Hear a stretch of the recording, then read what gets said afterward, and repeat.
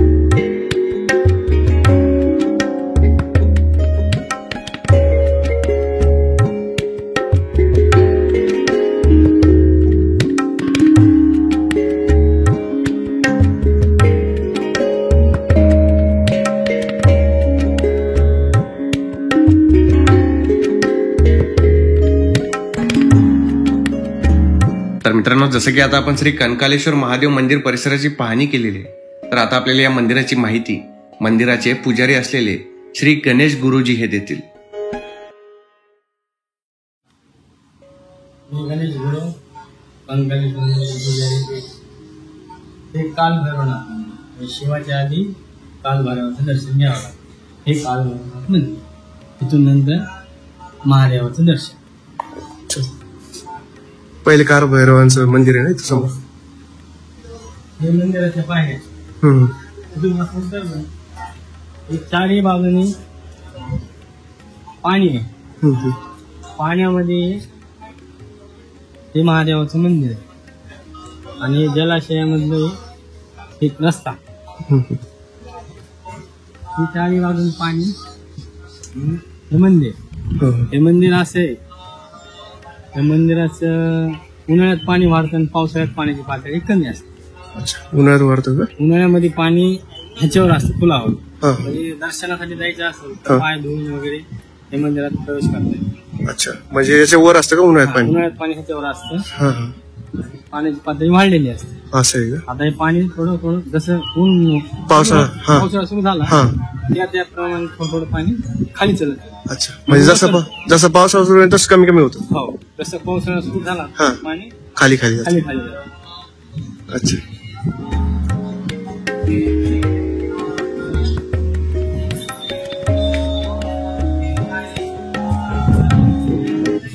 हे मंदिर कमळ आकार मंदिर आहे. हे मंदिर कमळ आकार आहे.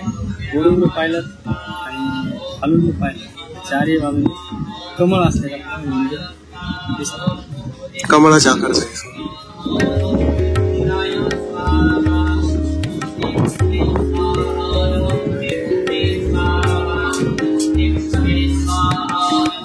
हे मंदिर इंडियन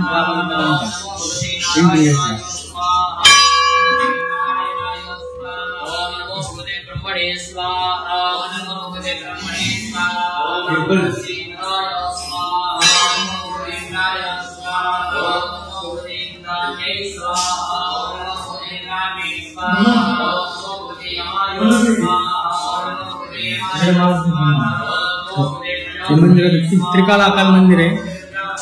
राम लक्ष्मण सीता आणि राम लक्ष्मण सीता इकडे रामायण.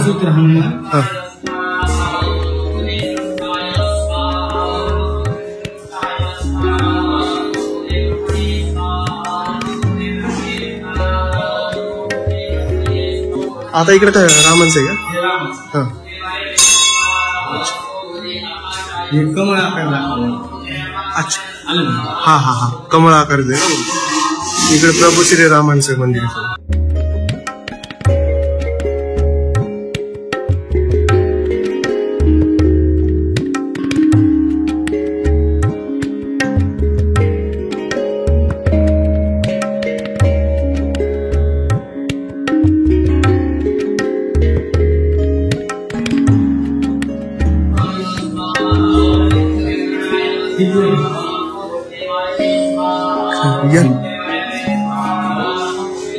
ही महादेवाची मेन शिवलिंग. अच्छा, कंकालेश्वर.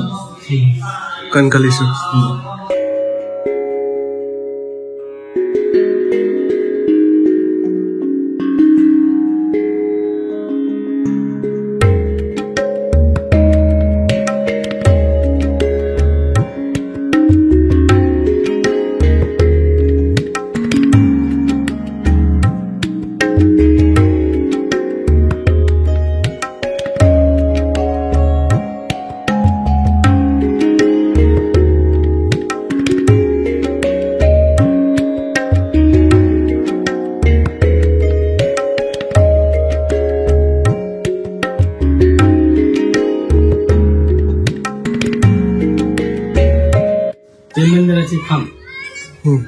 हे मंदिराचे खांब आहेत. या मंदिराचं वैशिष्ट्य म्हणजे असे की उन्हाळ्यात पाणी वाढतं, पावसाळ्यात पाण्याची पातळी कमी असते. आणि दुसरं म्हणजे हे मंदिराचे खांब हे मोजता येत नाही. आता मोजले तर 71 किंवा 72 भरतात. दुसऱ्यांदा मोजले एक जास्त किंवा कमी. अच्छा. आणि या मंदिराचं नाव म्हणजे कनकालेश्वर. कनक म्हणजे स्वर्ण, आले म्हणजे ईश्वर, सोन्याचे घर म्हणजे हे कनकालेश्वर. या मंदिराच्या नावाचा अर्थ असा. अच्छा, म्हणजे किती आपण पहिल्यांदा जर मोजले तर 71 वर्ष आणि दुसऱ्यांदा मोजले तर 72 मध्ये. म्हणजे असं सारखे भरत आहेत, कधीच नाही होत का? तर मित्रांनो, अशा प्रकारे आपण श्री कंकालेश्वर महादेव मंदिराची माहिती घेतली आहे. हर हर महादेव म्हणून आता आपण निघूयात श्री खंडेश्वरी देवीच्या मंदिराकडे जाण्यासाठी.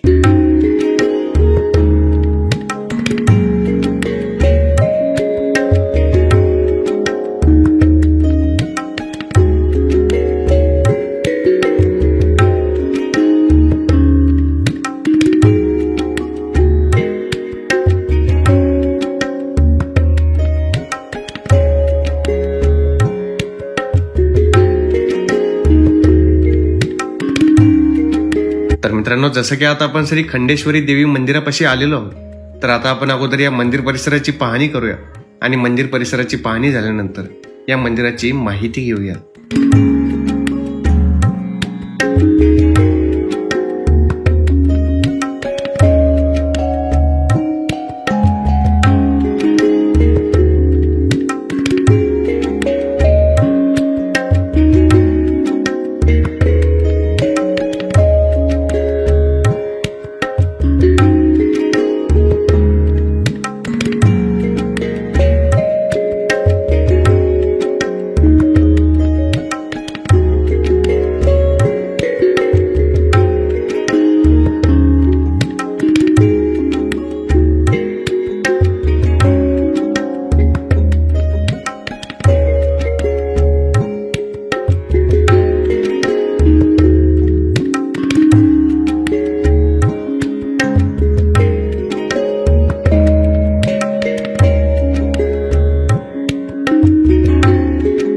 तर मित्रांनो, जसं की आता आपण मंदिर परिसराची पाहणी केलेली आहे, तर आता आपल्याला या मंदिराची संपूर्ण माहिती मंदिर संस्थानाचे सदस्य मंडळी देतील.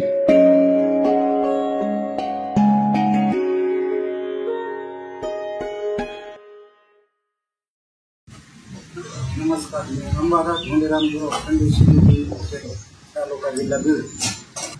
हे समाधी काळोबा वीर धनगर यांच्या मागे दिवे आलेली माहूरगडावर. अच्छा, माहूरगडावर माहूरगड त्यांच्या मागे आलेली का?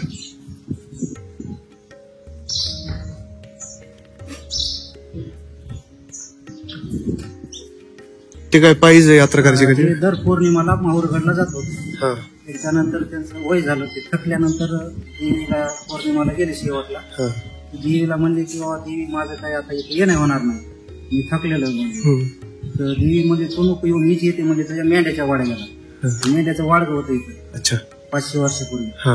ते मेंढ्याच्या वाडगं मग देवी म्हणजे मीच येते तुझ्या वाडगेला, तो थकला ना मीच येते तुझी म्हणजे तुमच्याकडून सेवा करून. सेवा करून घ्या. हा. मग देवी जेव्हा आला नंतर चलत देवी मागं पाहिलं, मेंढ्याचं वाडगं उघडून मागं पाहिलं, स्वयंभू तांदळ आहे देवीचं. अच्छा, स्वयंभू तांदूळ आहे का? ठीक आहे. म्हणजे देवी त्यांच्या माग त्यांच्या मागं आलेली. माहूरचे देवी ते आमचे पूर्वज आहेत एकदम पहिले वंशज. तुमचे पूर्वज आहेत का? तुम्ही यांचे वंशज समजा? त्यांचे वंशज. अच्छा अच्छा. पूर्व खानाळ पुजारी मंडळ आज तागायत पूजा करीत आहे देवी. अच्छा. तिथून नंतर अहिल्यादेवी होळकरनी जीर्णोद्धार केला, वावऱ्यावर येत अगोदर.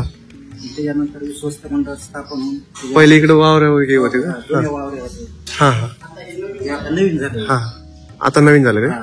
तिथून पुढे विश्वस्त मंडळ स्थापन झाल्यानंतर त्याच्या अध्यक्ष रणजित चव्हाण, त्यानंतर त्यांचा मुलगा आता राणा चव्हाण. तिथून पुढे आज चालू. जीर्णोद्धार समजा अहिल्या देवींनी अहिल्यादेवी होळकर सगळ्यात पहिला जीर्णोद्धार त्यांनी केलेला. त्यानंतर मग ट्रस्ट स्थापन झाल्याच नंतर रणजित सिंहजी चव्हाण म्हणजे आमचे अध्यक्ष होते भाऊ. त्यांनी ते पुन्हा हे नंतर राजेंद्रजी बनसोडे, राणा चव्हाण, विकास गाडे, अंबादास गुरु, बंधू खाना, हे विश्वस्त मंडळ पुन्हा म्हणजे नवीन बांधकाम. अच्छा, हे वरचं बाकीचं बांधकाम. पहिले आपलं एवढं गाभारात होतं आणि हे दरवाजा वगैरे होता. दरवाजा ते जुना आहे. हा, बाकीचं सगळं बांधकाम समजा मग आपल्या सगळ्या लोकांनी मिळून केलं. कॉन्क्रीटचं दिसतं. हा हा, समजा विश्वस्त. ठीक आहे. आणि जे जुनं आहे ते पुण्यश्लोक आहे ना. चालतंय. चला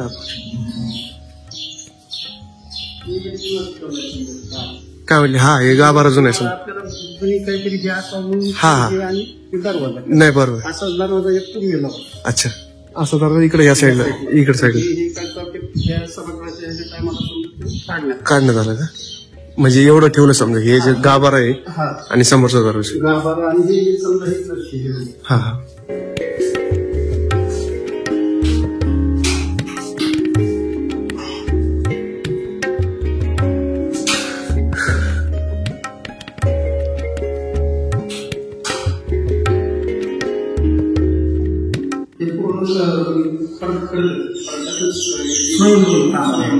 स्वयंभूत म्हणजे काही घडवलेलं नाही काही नाही.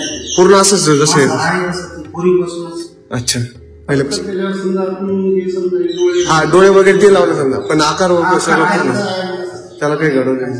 अच्छा त्याला आपण काही केलं नाही. हा स्वयंभूत आहे ना. रेणुका मातेच आहे ना आपल्या महाराष्ट्र.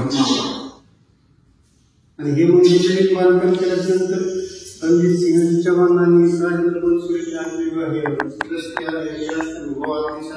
हा हा हे काचेचं काम त्यांच्या आहे. अच्छा हे काचेचं पूर्ण त्यांनी केलं समजा.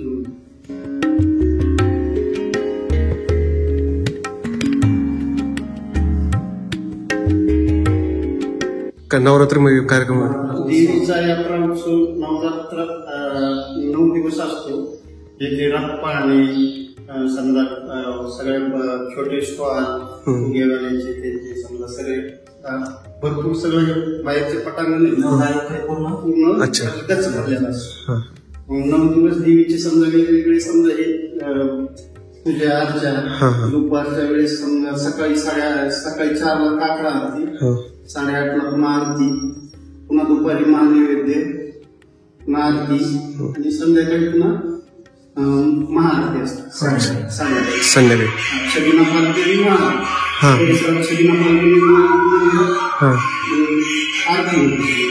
अच्छा म्हणजे नवरात्री पूर्ण 9 दिवस यात्रा असते मोठी यात्रा. इथे रावण दहनाचा कार्यक्रम झाला हा. दसऱ्या दिवशी हा मग जत्रा फुलत चालली. अच्छा दसऱ्याच्या नंतर तिला म्हणजे पूर्ण आजूबाजूचे पूर्ण जिल्ह्यातले लोक हा सगळे भरपूर लोक येतात लांबून लांबून लोक. लोक अच्छा चालतंय. धन्यवाद. तर मित्रांनो अशा प्रकारे आपण श्री खंडेश्वरी देवी मंदिराची माहिती घेतली आहे. तुम्हाला ही माहिती कशी वाटली हे आम्हाला कमेंट बॉक्समध्ये नक्की कळवा. बाकी संस्थानाच्या सदस्यांनी आपल्याला केलेल्या सहकार्याबद्दल त्यांचा मनपूर्वक आभार. ब्लॉगला शेवटपर्यंत पाहण्यासाठी तुमचाही खूप खूप धन्यवाद. ब्लॉगला लाईक करा, शेअर करा, चॅनलला सबस्क्राईब करा आणि बेल आयकॉन दाबायला विसरू नका.